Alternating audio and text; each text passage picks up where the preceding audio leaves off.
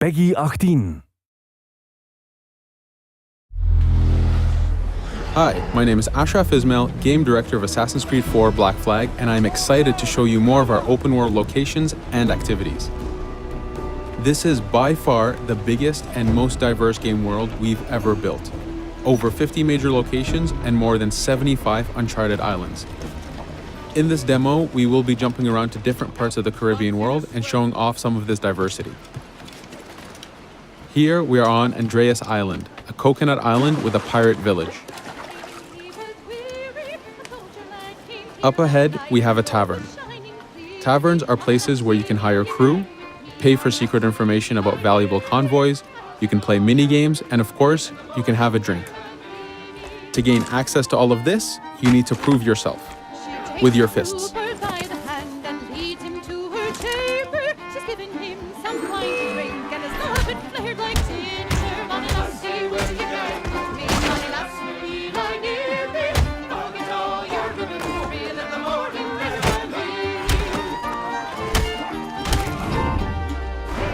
Now that the fight is over, you have access to the tavern and its services. This being a tavern, there's always plenty of rum to be drank, but drinking too much will have some fun surprises for you.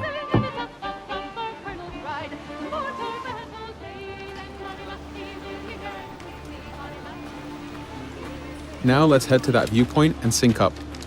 Each viewpoint in the game is a small navigation puzzle to reach the top. Synchronizing unfogs the map, showing you nearby collectibles and activities, and it also becomes a fast travel point so that you can quickly get back here. The world is massive. We need it to make it comfortable and easy for you to get to where you want.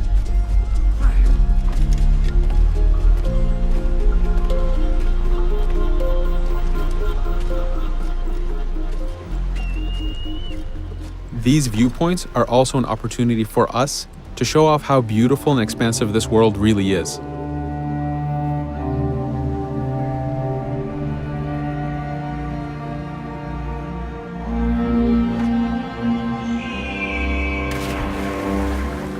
Now we're heading to another important location, underwater shipwrecks. We are now able to access these locations because we recently purchased a diving bell. These are real 18th century devices that pirates and sailors used to access the underwater. Underwater is how the golden age of piracy started. Through an incredible hurricane, tons and tons of Spanish gold was lost at the bottom of the seabed. This attracted poor, jobless sailors and pirates to dive down and grab this treasure. It was important for us to include the underwater as a new environment because it was so important to the history of piracy. The underwater is full of unknown dangers and predators.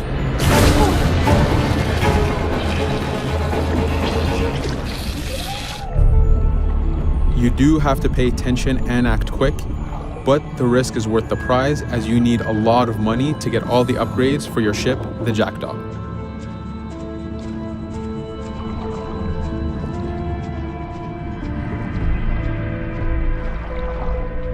Stealth is very important, even in the underwater.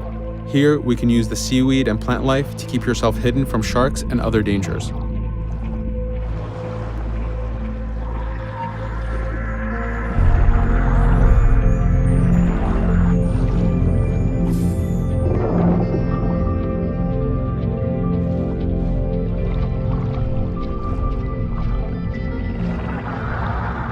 This is an air barrel. It's a one-time air refill, so use them wisely. Of course, you can always go back to the diving bell to refill. We are going to move to a different location now. This is a smuggler cave. This one happened to be accessed from the underwater, but not all of them are. Here, we ran in without looking around, and this got us in a little bit of trouble. But it was only 2 guys and we took one by surprise, so not too bad. Caves are heavy stealth locations. Stealth is key in this game. We've put a lot of effort in to make it a valuable and exciting gameplay for players. Since we came from the underwater, Edward does not have his weapons or guns. You will have to use your stealth tools to get through this. Here, we will utilize the whistle to take out the brute.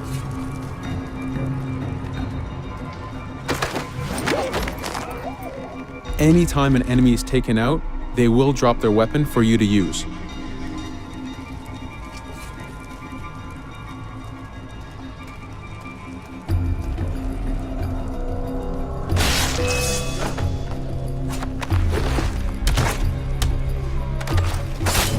Again, we are taking these guys by surprise and using their own weapons against them.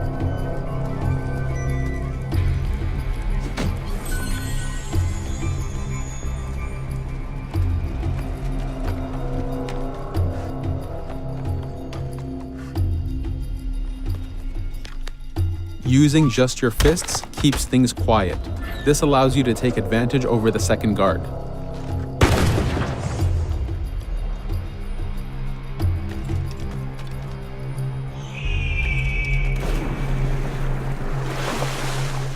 Up to this point, we've been doing a lot of pirating. This has attracted the attention of pirate hunters.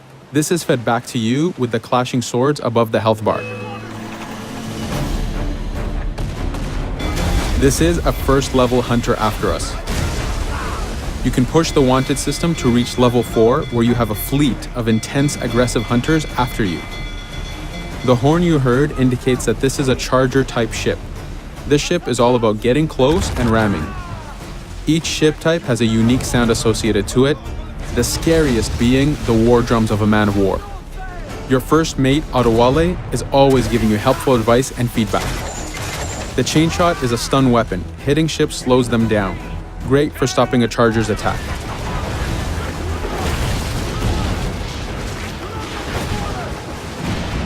As the masts come down, we can start a boarding. We need to take out 10 crew members to win the boarding. Of course, we can do it any way we want. In this case, since this is a smaller ship, the swivel gun is very efficient.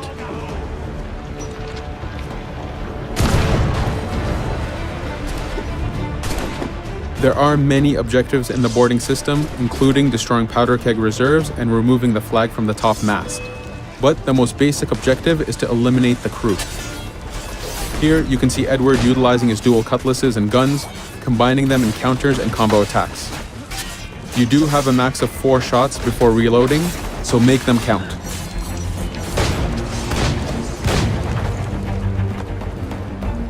Plundering a hunter allows you to send a very powerful ship to your fleet. They are also a good way to gain ammo for the jackdaw. In this case, we will use this opportunity to lower our wanted level.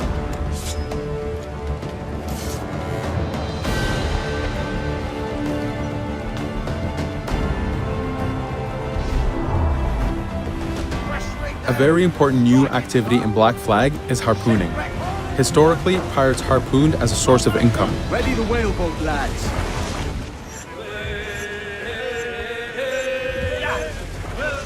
Harpooning is a part of upgrading Edward and his gear. There are many different types of creatures to harpoon, and they are all needed to get every single upgrade. Steady now, lads.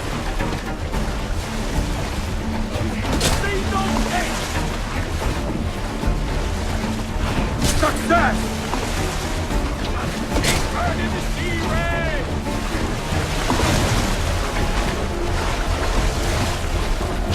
It's weakening! The blast has torn the rope! Stay sharp, lads.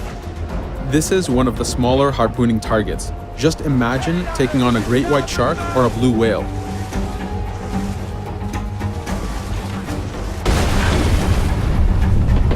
This one's dangerous! The harpooning activity itself has upgrades, and you will need them to take on the bigger targets. You can upgrade the health of the rowboat, the number of harpoons you carry, and the damage of the harpoons themselves.